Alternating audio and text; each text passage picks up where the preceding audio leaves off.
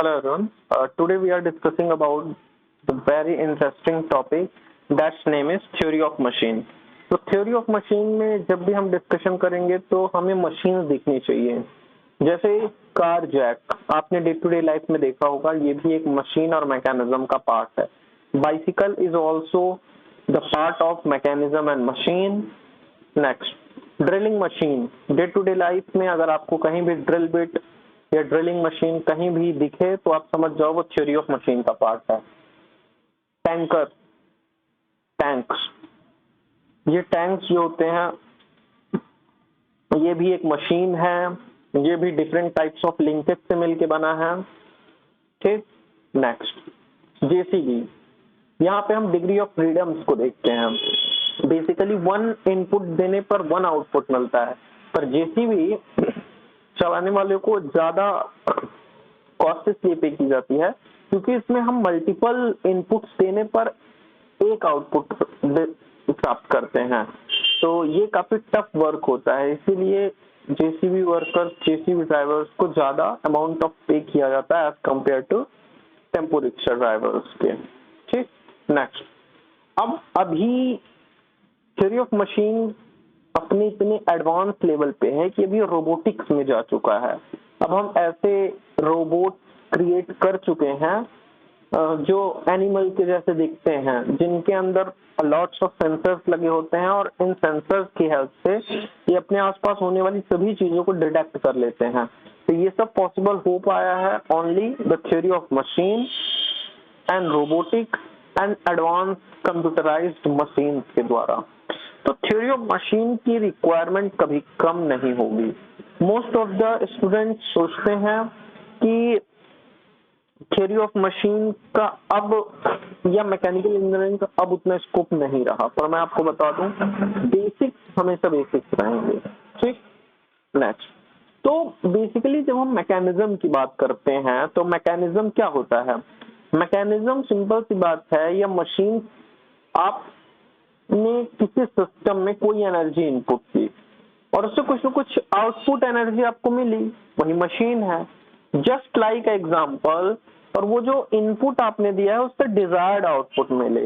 Desired output in the sense कि वो output use में आ सके, वो लॉसेस में ना काउंट हो सके. ठीक है ना. अब हम अगर इसकी डेफिनेशन की ओर ध्यान दें तो बोल सकते हैं a system of a part that can be transformed and transfer the energy from one to the another form such that these transfers and transformation must fulfill the sum and use then that the system is a machine. मतलब machine कुछ भी हो सकती है, anything is a machine. But हमेशा आपको एक चीज ध्यान रखनी है कि कोई भी आपने इनपुट दिया है ना तो डिजायर्ड आउटपुट मिलना चाहिए. अगर नहीं मिलेगा तो फिर कुछ नहीं हो सकता. एग्जांपल के लिए मशीन्स का Motors, compressors, turbine, IC engine, fan, wind turbine and everything surrounding with you is a part of machine. So machines का सिंपल सा एग्जांपल आप आईसी इंजन में देख सकते हैं. आईसी इंजन में हम क्या करते हैं? केमिकल एनर्जी इनपुट करते हैं in the form of fuel. फिर वो केमिकल एनर्जी बर्न होके एक थ्रस्ट फोर्स क्रिएट करती है. वो थ्रस्ट फोर्स जो होता है वो आपके पिस्टन को मूव कराता है, जिससे क्रैंक शाफ्ट मूव करती है. जब क्रैंक शाफ्ट मूव करेगी तो उससे आपको एक मैकेनिकल एनर्जी आउटपुट में मिलेगी. तो ये क्या हुआ? ये एक टाइप का मशीन हुई. नेक्स्ट, अब देखो, अब हम बात करेंगे मैकेनिज्म की. हमने मशीन्स की बात कर ली, पर मशीन्स जो मिलकर बनी हुई होती हैं उनको हम बोलते हैं मैकेनिज्म. तो there are must be the some common principle governed by the all machine. जैसे हमारी ह्यूमन में कुछ रूल्स एंड रेगुलेशंस होते हैं, वैसे ही मशीन्स भी कुछ रूल्स एंड रेगुलेशंस फॉलो करती हैं और उनके छोटे से छोटे पार्ट्स को हम मैकेनिज्म बोलते हैं. ठीक. अब देखो, जब हम थ्योरी ऑफ मशीन का डिस्कशन करेंगे ना तो थ्योरी ऑफ मशीन बेसिकली दो पार्ट्स में डिवाइड होगी. पहला काइनेमेटिक्स ऑफ मशीन, दूसरा dynamics of machine. Kinematics of machine में हम डिस्प्लेसमेंट के बारे में बात करेंगे, वेलोसिटी के बारे में बात करेंगे और एक्सेलरेशन के बारे में बात करेंगे। हम एंगुलर डिस्प्लेसमेंट की बात करेंगे, एंगुलर वेलोसिटी की बात करेंगे और एंगुलर एक्सेलरेशन की बात करेंगे। हम यहाँ पे कहीं भी कॉजेज ऑफ फोर्सेस की बात नहीं करेंगे। तो उस टाइप का जो एनालिसिस होगा थ्योरी ऑफ मशीन के अंदर वो क्या कहलाएगा? Kinematics analysis. पर अगर मैंने फोर्स को इंट्रोड्यूस कर दिया, अगर मैंने बता दिया कि एफ फोर्स कितना है, टॉर्क कितना है, कितने फोर्स के मेंबर हैं, कॉजेज ऑफ फोर्स क्या है, अगर मैं फ्लाई व्हील्स की बात करूंगा, गवर्नर्स की बात करूंगा, बैलेंसिंग की बात करूंगा, तो वहां मुझे कॉजेज ऑफ फोर्सेस को बताना पड़ेगा।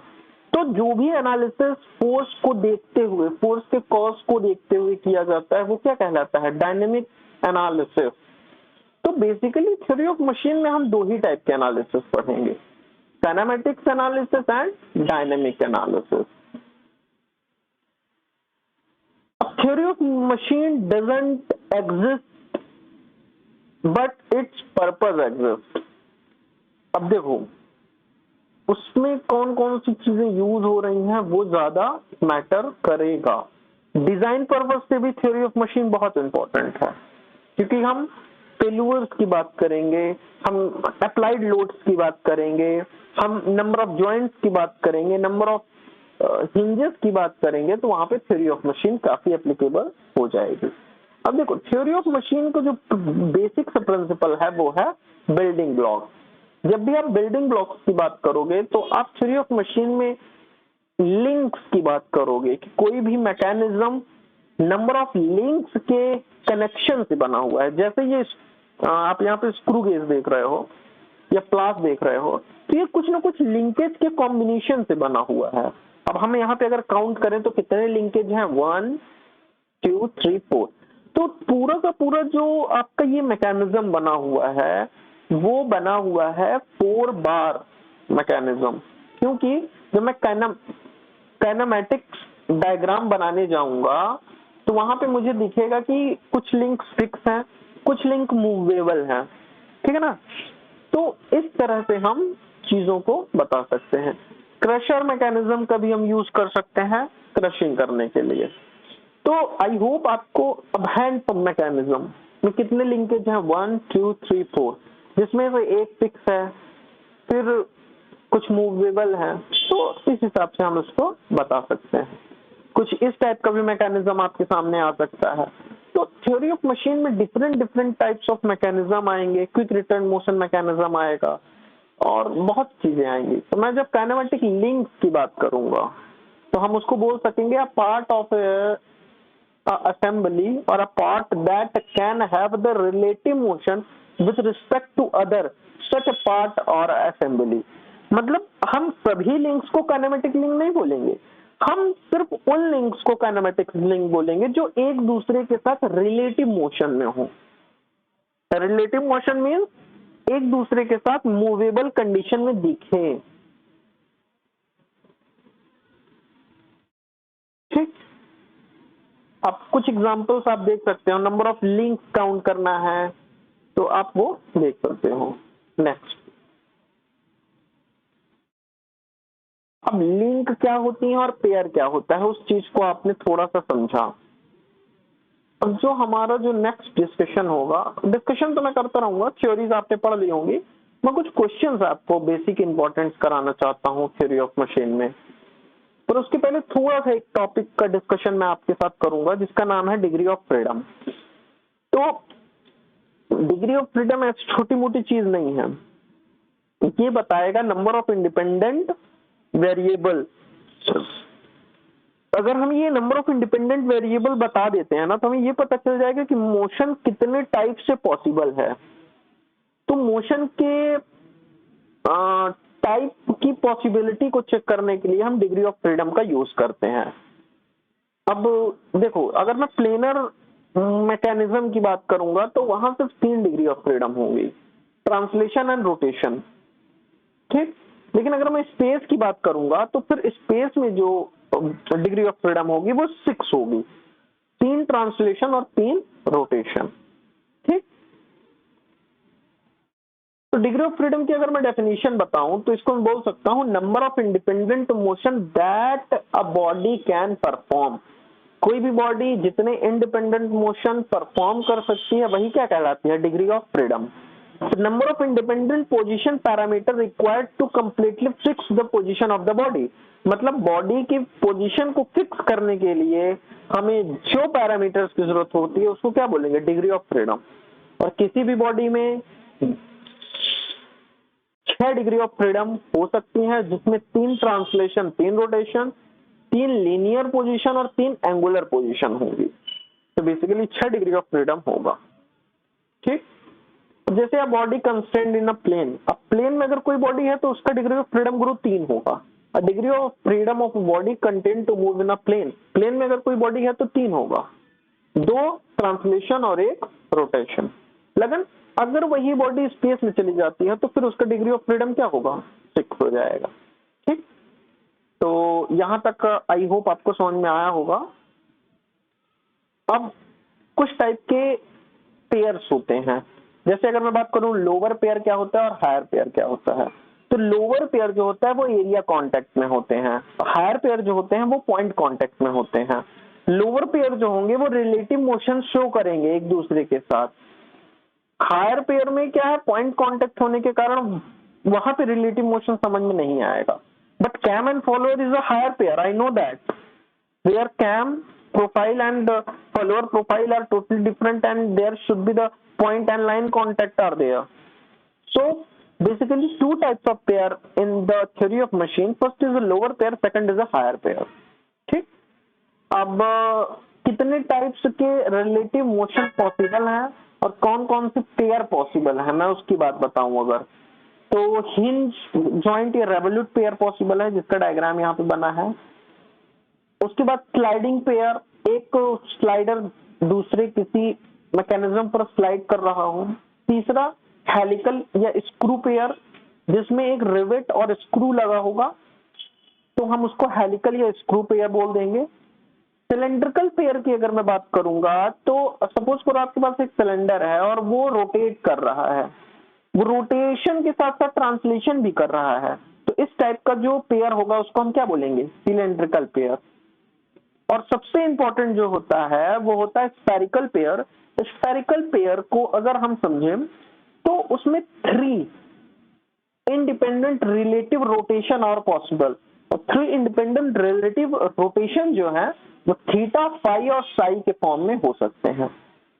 ठीक, तो डिग्री ऑफ फ्रीडम को डिफाइन करने के लिए हमें उसके टाइप्स ऑफ पेयर्स को डिफाइन करना बहुत जरूरी है, क्योंकि जब मैं स्फेरिकल पेयर्स की बात करूंगा तो वहां पे रोटेशन होगा, जब मैं स्लाइडिंग पेयर की बात करूंगा तो वहां पे स्लाइडिंग मोशन होगा। ठीक, नेक्स्ट, अब प्लेनर लिंकेज के लिए मैंने आपको मूवेबिलिटी या डिग्री ऑफ फ्रीडम बता दिया था 3 होगी, जैसे कि यहाँ पे आप देख सकते हो 2 ट्रांसलेशन और 1 रोटेशन। सेकंड में भी 3 डिग्री ऑफ फ्रीडम, 2 ट्रांसलेशन और 1 रोटेशन। तो मूवेबिलिटी का एक फॉर्मूला होता है जो होगा 3n-1 minus 2r minus 2p, where n is the number of joint, r is a each revolute pair and p is a pair blocked by degree of freedom. ठीक, एक बहुत इंपॉर्टेंट चीज ये है कि अगर आपकी मूवेबिलिटी ग्रेटर देन 1 है तो वो लिंकेज या मैकेनिज्म होगा। अगर आपकी मूवेबिलिटी 0 है तो वो स्ट्रक्चर होगा। अगर आपकी मूवेबिलिटी निगेटिव है तो वो रिडंडेंट स्ट्रक्चर या सुपर स्ट्रक्चर होगा। अब देखो इसका थोड़ा सा मतलब समझो कि जब मैं बात कर रहा हूँ मूवेबिलिटी की, मतलब डिग्री ऑफ फ्रीडम की, जब वो ग्रेटर देन 1 है तो वो लिंकेज होगा, लिंकेज जो हम मैकेनिज्म में यूज करेंगे। अगर मूवेबिलिटी 0 है तो स्ट्रक्चर होगा, जैसे ब्रिज। अगर आपकी मूवेबिलिटी निगेटिव है, डिग्री ऑफ फ्रीडम निगेटिव है, तो वो सुपर स्ट्रक्चर होगा। सुपर स्ट्रक्चर का एग्जांपल आप समझ सकते हो कि जितने लोड के लिए चीजें बनाई गई ना उससे ज्यादा अगर लोड बेयर कर सके तो उसको हम सुपर स्ट्रक्चर बोलेंगे। ठीक, और वहां पे नंबर ऑफ लिंक्स भी ज्यादा प्रोवाइड की जाएंगी। ठीक, ये आप ट्रस्ट देख सकते हो। नेक्स्ट हम कुछ इंपॉर्टेंट क्वेश्चन करेंगे, ठीक। तो चलिए शुरू करते हैं। पहला question, which of the following discipline provide the study of inertia force arising from the combination effect of the mass and the motion of the part। जब भी मैं इनर्शिया फोर्स की बात करूंगा, जब भी मैं ये बात करूंगा कि कोई भी बॉडी इनर्शियल है, इनर्शियल मतलब the body is in the rest, तो उस टाइप का जो मोशन की स्टडी करूंगा वो किस में होगी, वो होगी काइनेटिक्स में, ठीक है ना। काइनेमेटिक्स की अगर मैं बात करूंगा तो वहां पे सिर्फ मैं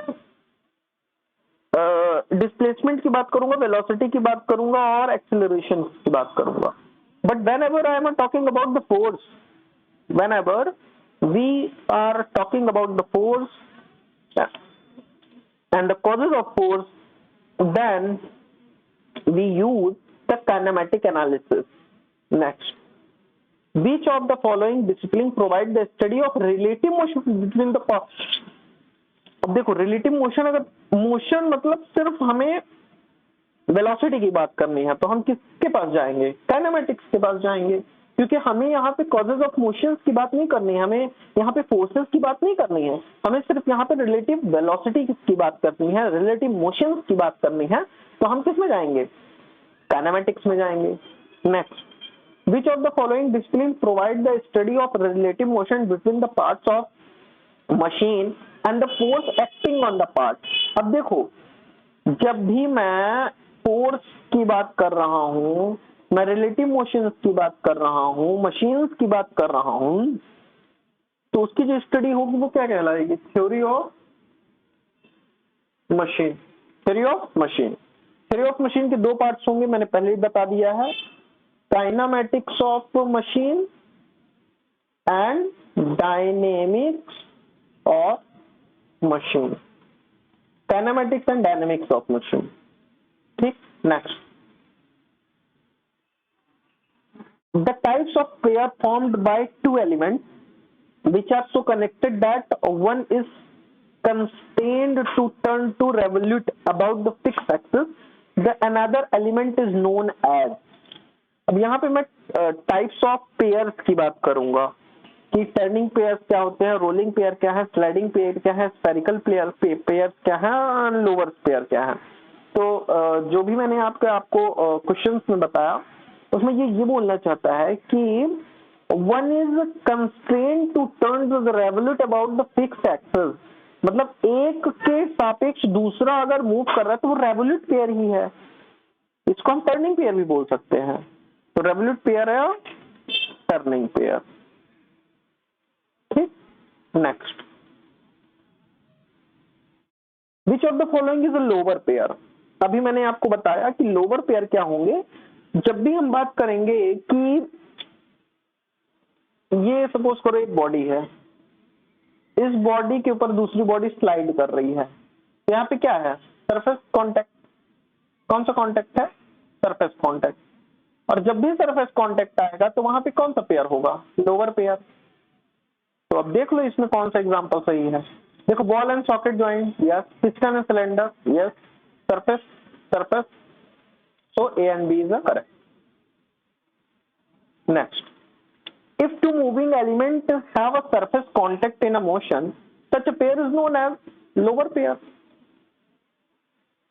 A moving element has the surface, अगर सरफेस कांटेक्ट है तो हायर पेयर तो होगा नहीं यार, लोअर पेयर होगा, क्योंकि सरफेस कांटेक्ट होगा तो लोअर पेयर होगा, अगर पॉइंट कांटेक्ट होगा तो फिर हायर पेयर कंसीडर करेंगे। इसका आंसर ई नहीं होगा, इसका आंसर लोअर पेयर डी होगा। Next, the example of lower pair is, तो सभी होगा, shaft revolving in a bearing.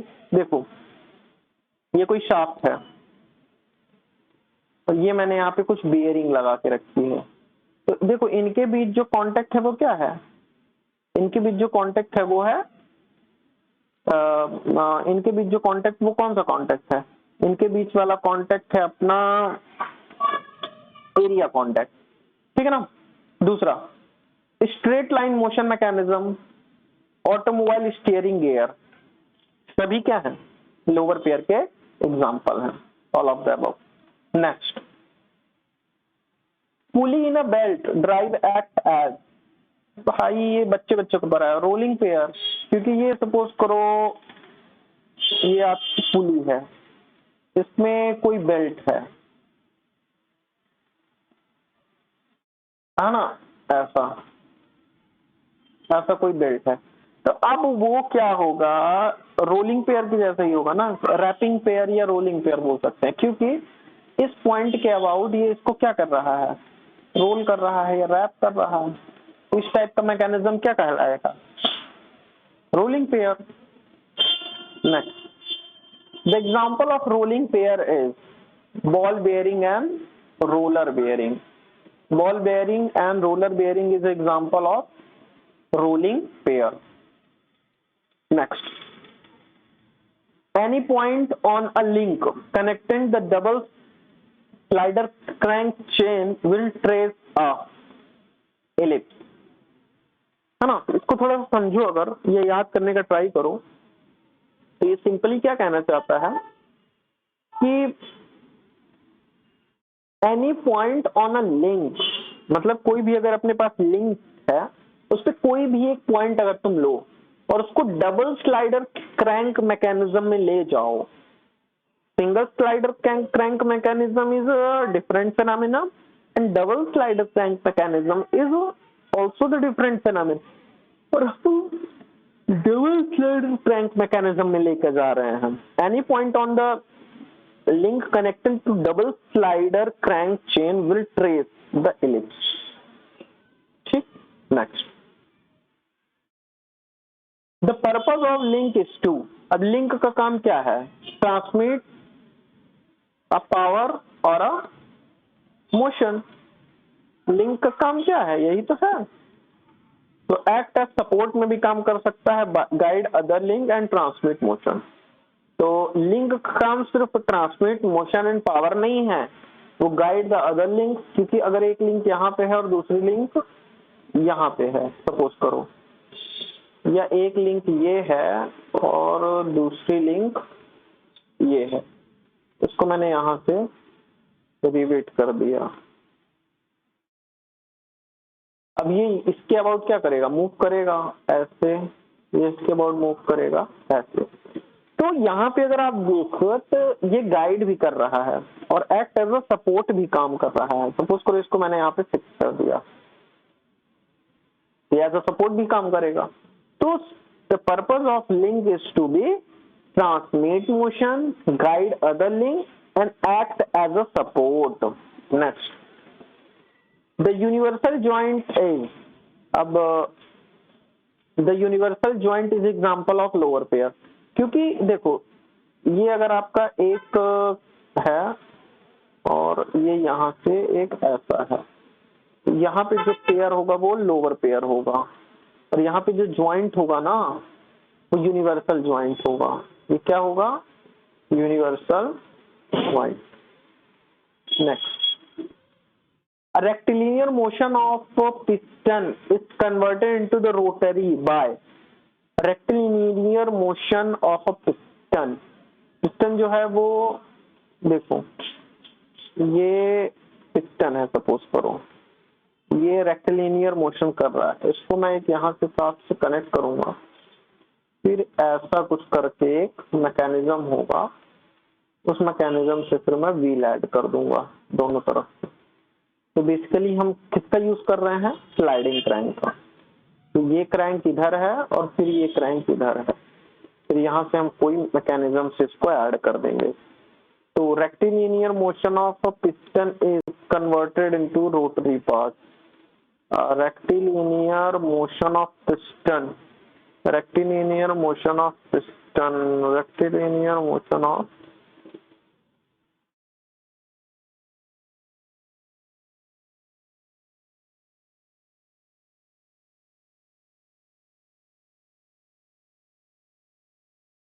So rectilinear motion of piston is converted into the rotary by sliding crank. Next,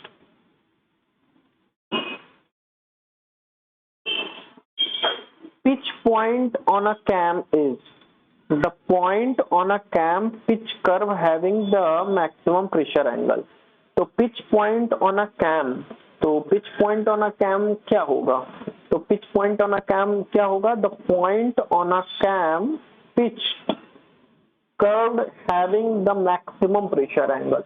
अगर pressure angle की अगर आप बात करोगे, अगर वो मैक्सिमम है तो फिर वहां पे क्या होगा? Pitch point on a cam represent करेगा. Next, the value of velocity and acceleration of piston at near dead centre for a slider crank mechanism will be the value of velocity and acceleration of a piston at near to the dead center. देखो, top dead center and bottom dead center, two types of center are there. जब भी वो dead centre के करीब होगा तो उस पे जो वेलोसिटी है वो तो जीरो होगी,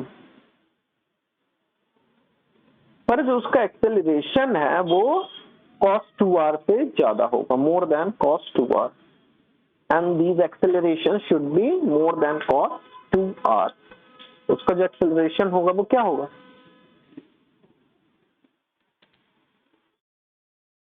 More than cos 2r होगा. Next, the example of spherical pair. Spherical pair is the example of ball and socket joint. क्योंकि spherical pair में क्या होगा? एक बॉल होगी और एक सॉकेट. तो ये जो एग्जांपल होगा वो किसका होगा? The example of spherical pair is ball and socket joint. Next, cross head and guide from a sliding pair. Cross head and guides from a sliding pair. Cross head and guides from a sliding pair. Crosshead and guides for a sliding pair, ये याद रखना है आपको. Next, a circular bar moving in a round hole is an example of incompletely constrained motion, partially constrained motion, completely constrained motion या successfully constrained motion. तो a circular bar moving in a round whole. देखो, ये एक circular shaft है और ये कहाँ move कर रही है? एक बियरिंग में. तो ये क्या कर सकता है? आगे की ओर भी मूव कर सकता है और रोटेशन भी कर सकता है. तो ध्यान से समझो, ये इनकम्प्लीटली कंस्ट्रेंड मोशन है, क्योंकि यहाँ पे हम इसको कंप्लीटली कंस्ट्रेंड नहीं कर सकते. या तो हम इसका रोटेशन कंस्ट्रेंट कर पाएंगे या तो इसका ट्रांसलेशन कंस्ट्रेंट कर पाएंगे. तो इस टाइप का जो मोशन होगा वो क्या कहलाएगा? Incompletely constraint motion. Next, if some link are connected such that motion between them can take place in more than one direction is called of.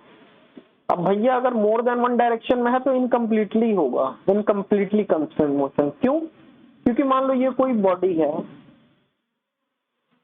ये रोटेट भी कर सकती है, ट्रांसलेट भी कर सकती है, तो ये मोर देन वन डायरेक्शन में मोशन हो गया. जब भी मोर देन वन डायरेक्शन में मोशन होगा तो हम उसको क्या बोल सकते हैं? If some link are connected such that motion between them can take place in more than one direction, it is called of the incompletely constraint motion. Incompletely constrained motion. Next, if there are L number of link in a mechanism, then number of possible inversion is equal to. तो inversion भी L ही होंगे. अगर 4 link हैं तो maximum possible inversion की बात कर रहा है. अगर लिंक 4 हैं तो मैक्सिमम पॉसिबल इन्वर्जन कितने होंगे? 4 ही होंगे. कितने होंगे? 4. Next, kinematic pair are those which have two elements that permit the relative motion. क्योंकि जब मैं काइनेमेटिक पेयर्स की बात करूंगा ना, जैसे चाहे मैं किसी भी पेयर की, higher pair, lower pair, screw pair, किसी भी पेयर की बात करूं, लेकिन अगर काइनेमेटिक पेयर्स की बात कर रहा हूं तो उसमें रिलेटिव मोशन होना बहुत जरूरी है, तभी वो काइनेमेटिक पेयर कहलाएगा भी, अदरवाइज नहीं कहलाएगा। Next, the lower pair is a closed pair, क्योंकि लोअर पेयर कभी ओपन पेयर नहीं हो सकते हैं। क्यों? क्योंकि लोअर पेयर जो होंगे वो सरफेस कांटेक्ट में होंगे।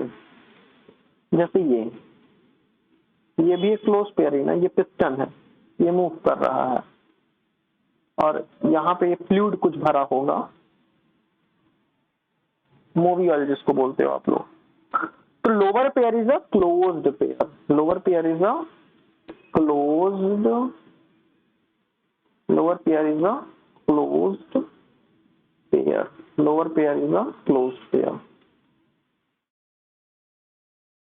ठीक, next, automobile steering gear is example of lower pair, क्योंकि ऑटोमोबाइल की जो स्टीयरिंग है वो किसका एग्जांपल है? लोअर पेयर का। क्यों? देखो ये रिलेटिव मोशन करेगा, ये स्टीयरिंग है, इसके नीचे एक हत्था लगा रहता है।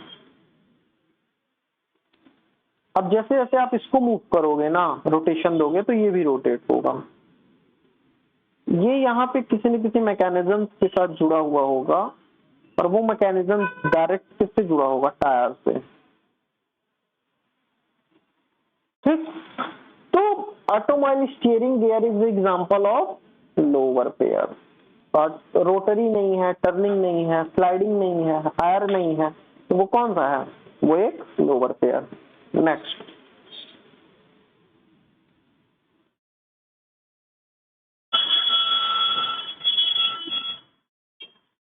in a higher pair the relative motion is combination of sliding and turning। देखो स्लाइड का मतलब सिंपल सा है, एक बॉडी के ऊपर दूसरी बॉडी क्या करे? स्लाइड करती जाए। टर्निंग का मतलब क्या है कि एट अ पर्टिकुलर मोमेंट में कोई भी बॉडी किसी भी एंगुलर मोमेंटम के साथ चेंज अपनी पोजीशन कर दे, तो वो टर्निंग पेयर हो जाएगा। नेक्स्ट, तो हायर पेयर कौन सा हो जाएगा? हायर पेयर मतलब पॉइंट कांटेक्ट, ये है कैम एंड फॉलोअर। मान लो ये फॉलोअर, ये कैम और ये हो गया आपका फॉलोअर। नाइफ एज फॉलोअर की बात कर रहा हूँ, ठीक है ना, ये नाइफ एज फॉलोअर। अब देखो in a higher pair the relative motion is, तो हायर पेयर में जो रिलेटिव मोशन होगा वो क्या होगा? Combination of sliding and turning, क्योंकि ये इस पॉइंट के अबाउट स्लाइड भी कर रहा है और कुछ टाइम के बाद टर्न भी कर रहा है। Next, which of the following have sliding motion, किसके पास स्लाइडिंग मोशन की कैपेबिलिटी है? Cross head. Next, the example of higher pair, higher pair का एग्जांपल क्या है? ऑल ऑफ द अबव, जैसे belt, rope and chain drive. ये higher pair के एग्जांपल थोड़ू है यार, belt, rope and chain drive higher pair नहीं है, लोअर पेयर। नहीं नहीं नहीं नहीं, हायर पेयर है। क्यों? क्योंकि वहां पर्टिकुलर एक लाइन कांटेक्ट होता है, लाइन या पॉइंट कांटेक्ट होता है, वहां पे कोई सरफेस का कांटेक्ट नहीं होने जाता। गियर में भी लाइन या पॉइंट का कांटेक्ट होता है और कैम में भी। बॉल एंड रोलर बियरिंग में भी ऐसा ही होता है, क्योंकि बॉल जो है वो सर्कुलर है एंड सर्कुलर जो चीज है वो किसी पॉइंट पर पॉइंट कांटेक्ट ही बना पाएगी, लाइन कांटेक्ट नहीं बना पाएगी।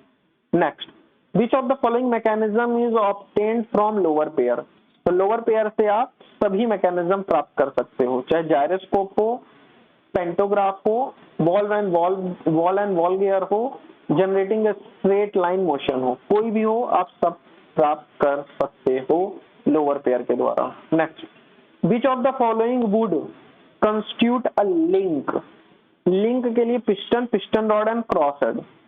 लिंक के लिए हम क्या यूज करेंगे? कंस्टिट्यूट करेंगे piston, piston rod and cross head, piston rod and cross head.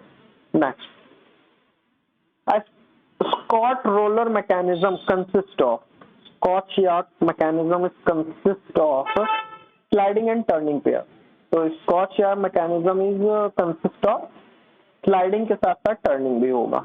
Next, Davies steering gear consist of, Davies and Germer दो साइंटिस्ट थे, उन्होंने स्टीयरिंग गियर मैकेनिज्म बनाया था और वो स्लाइडिंग पेयर पर डिपेंडेंट था। किस पर डिपेंडेंट था? स्लाइडिंग पेयर पर। स्लाइडिंग पेयर तो किस पर कंसिस्टेड था? स्लाइडिंग पेयर पर। इतनी बात समझ में आ गई। अब देखो next, Ackermann steering gear consist of, Ackermann जो था वो टर्निंग पेयर पर था, तो डेवियस जर्वर का जो था स्टीयरिंग मैकेनिज्म वो था स्लाइडिंग पेयर पर, स्टीयरिंग गियर मैकेनिज्म। लेकिन जो अकरमैन का था ना गुरु, वो टर्निंग पेयर पर था। अकरमैन का जो था वो टर्निंग पेयर पर था। इतनी बात समझ में आ गई। तो Ackermann steering gear consist of turning pair. अरे भैया टर्निंग पेयर तुमको नहीं पता, चुल्ली पर पानी में डूब मरो। देखो मैं दिखाता हूं तुमको turning pair. Degree of freedom समझ में आ गया ना? प्रिज्मेटिक पेयर, ये देखो ये आपका प्रिज्मेटिक पेयर। उसके पहले देखो रेवोल्यूट पेयर। देखो रेवोल्यूट पेयर क्या होगा?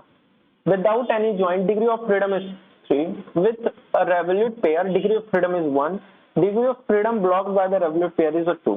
तो रेवोल्यूट पेयर में क्या होगा?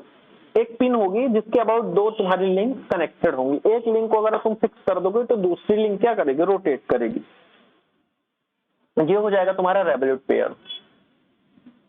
प्रिज्मेटिक पेयर की अगर मैं बात करूंगा तो एक शाफ्ट के अंदर दूसरा शाफ्ट इनकाउंटर्ड होगा, छुपा हुआ होगा, और वो क्या करेगा? ट्रांसलेट करेगा, सिर्फ ट्रांसलेट करेगा, रोटेट नहीं कर पाएगा। तो वो हो जाएगा आपका प्रिज्मेटिक पेयर। सिलेंड्रिकल पेयर में क्या होगा? एक पंचायत हो जाएगी। सिलेंड्रिकल पेयर में रोटेशन एंड ट्रांसलेशन दोनों होगा। तो अब जब रोटेशन एंड ट्रांसलेशन दोनों हो रहा है तो मैक्सिमम डिग्री ऑफ फ्रीडम तो 6 हो जाएगी। अब उन मैक्सिमम 6 डिग्री ऑफ फ्रीडम में सिर्फ 2 डिग्री ऑफ फ्रीडम ही आपके पास होगी, 4 डिग्री ऑफ फ्रीडम ब्लॉक होगी। तो सिलेंड्रिकल पेयर में जो कनेक्टिविटी होगी वो 2 होगी। Degree of freedom block by the cylindrical pair is 4 होगा। नेक्स्ट, अब अगर मैं स्फेरिकल पेयर की बात करूंगा ना, तो स्फेरिकल पेयर में आपकी 3 डिग्री ऑफ फ्रीडम्स होंगी। दो रोटेशन हो सकती है और एक मतलब तीनों रोटेशन होंगी। यहाँ पे ट्रांसलेशन की बात नहीं करूंगा मैं, ठीक। अब हायर पेयर की जब मैं बात करूंगा तो देखो, higher pair can be used for the planar joint. जब भी आप प्लेनर ज्वाइंट की बात करेंगे तो वहां पे हायर पेयर आएगा। जैसे एक बॉल को अगर आपने फर्श पर खिसकाया तो उस पर जो पॉइंट होगा ना, वो पॉइंट कांटेक्ट होगा। अब पॉइंट कांटेक्ट के कारण वो हायर पेयर को रिप्रेजेंट करेगा। स्फेरिकल पेयर कुछ नहीं होता। प्योर रोलिंग क्या होती है वो तो तुम्हें पता ही है। Rolling without skipping is called of the pure rolling, ठीक। अब यहाँ पे कुछ चीजें हैं कि रेवोल्यूट पेयर की डिग्री ऑफ फ्रीडम क्या होगी, प्रिज्मेटिक की क्या होगी, स्क्यू की क्या होगी, सिलेंड्रिकल की क्या होगी, स्फेरिकल की क्या होगी, हायर की क्या होगी, और हायर आरडब्ल्यूएस की क्या होगी। तो इतनी बात समझ में आ गई। नेक्स्ट, तो टर्निंग पेयर समझ में आ गया ना गुरु, स्लाइडिंग पेयर भी समझ में आ गया। Next, a completely constrained motion can be transmitted with. अब कंप्लीटली कंस्ट्रेंट कर दिया तुमने, ये कोई ब्लॉक है, ये सिर्फ और सिर्फ आगे की तरफ मूव करेगा या पीछे की तरफ, तो ये प्रिज्मेटिक पेयर का एग्जांपल है। अब प्रिज्मेटिक पेयर में क्या होता है? 4 link with a pin joint, 4 link with a pin joint, pin joint, 4 link with the pin joint. Next, Oldham coupling is, Oldham coupling क्या है? ये third inversion of double slider crank mechanism है। Oldham coupling is a third inversion of double slider crank mechanism. Oldham coupling is a Oldham coupling is the third inversion of double slider crank mechanism, ठीक। इसके बारे में detail में आगे कभी discuss कर लूंगा। अभी इतना याद रखो कि ओल्डहम कपलिंग क्या है? वो तीसरा इन्वर्जन है डबल स्लाइडर क्रैंक मैकेनिज्म का। स्लाइडर मतलब दो स्लाइडर घूमेंगे, एक ये होगा और एक यहाँ होगा, ये डबल स्लाइडर है। ये कैसे भी कनेक्टेड हो सकते हैं एक दूसरे के साथ, कितने भी लिंकेज हो सकते हैं। ठीक, नेक्स्ट। अब टेंजेंशियल एक्सेलरेशन क्या होता है वो बता दो थोड़ा सा। तो टेंजेंशियल एक्सेलरेशन होगा कुड बी आइदर सेम और अपोजिट टू द वेलोसिटी। देखो टेंजेंशियल एक्सेलरेशन आता कब है, जिस डायरेक्शन में वेलोसिटी होगी ना उसी डायरेक्शन में एक एक्सेलरेशन एक्ट करता है, जिसको हम टेंजेंशियल एक्सेलरेशन बोल देते हैं। नेक्स्ट, अब मैकेनिज्म क्या है बता दो। मैकेनिज्म सिंपल सी बात है, 4 लिंक और more than 4 link. A mechanism is the assembly of 4 link कैसे भी हो सकती है, एक फिक्स हो सकती है, जैसे हैंड पंप। हैंड पंप में एक लिंक फिक्स है, एक पिस्टन है, एक सिलेंडर है और एक कनेक्टिंग रॉड है। तो टोटल 4 लिंक हो गई ना हैंड पंप में। Next, the number of link in pantograph mechanism is equal to. Pantograph mechanism में 4 लिंक होती हैं। पेंटोग्राफ मैकेनिज्म में 4 लिंक होती हैं, ये याद करने वाली चीज है, इसमें मैं कुछ नहीं बताने वाला। तो pantograph mechanism is equal to how many link, 4 link. Next, elements of pair held together mechanically is known as. Element of pair, अब मतलब खूब सारे एलिमेंट क्या हुए, खूब सारे एलिमेंट आपस में आके ऐड हो गए और उन्होंने एक क्लोज लूप बना दिया, तो उस टाइप का पेयर क्या कहलाएगा, क्लोज्ड पेयर कहलाएगा। क्या कहलाएगा, क्लोज्ड पेयर कहलाएगा। क्लोज्ड पेयर का एग्जांपल बता सकते हो, piston and cylinder is example of closed pair. Next, shaft revolving in a bearing is a following types of pair. अरे भैया, एक शाफ्ट है वो रिवॉल्व कर रहा है बियरिंग के अबाउट, तो वहां पे लाइन कांटेक्ट, सरफेस कांटेक्ट है, तो वो सिंपल सी बात है, लोअर पेयर है। Next, rectangular bar in a rectangular whole.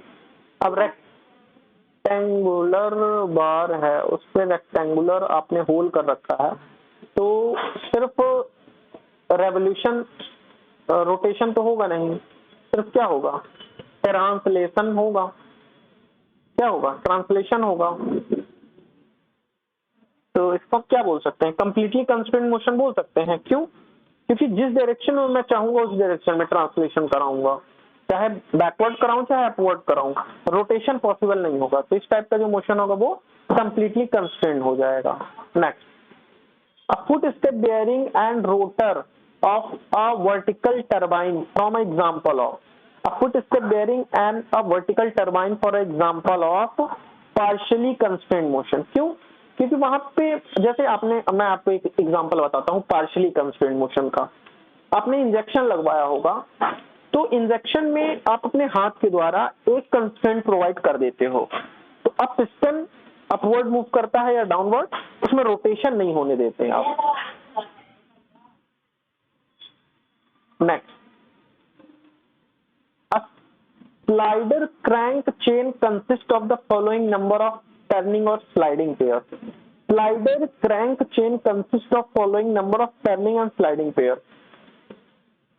कितने टर्निंग और कितने स्लाइडिंग पेयर होंगे स्लाइडर क्रैंक में? स्लाइडर क्रैंक में कोई टर्निंग तो होता नहीं है हिसाब से, तो स्लाइडिंग होते हैं, तो चारों स्लाइडिंग होंगे नहीं, 3 स्लाइडिंग होंगे और एक टर्निंग होगा। 3 स्लाइडिंग एंड 1